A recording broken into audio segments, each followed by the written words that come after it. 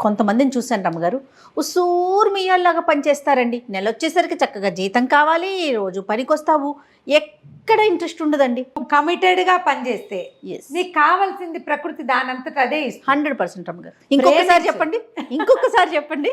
కమిటెడ్గా మనం ఏ పనైనా సరే చేస్తే నీకు కావాల్సింది రావాల్సింది అన్నీ ఇస్తుంది ప్రకృతి. ఎస్. ప్రపంచం నిన్ను చూస్తూ ఉంటుంది. నువ్వు దాని నుంచి వచ్చే అన్ని ప్రివిలేజెస్ తీసుకుంటావు, దాని మీద ఇష్టం నీకు.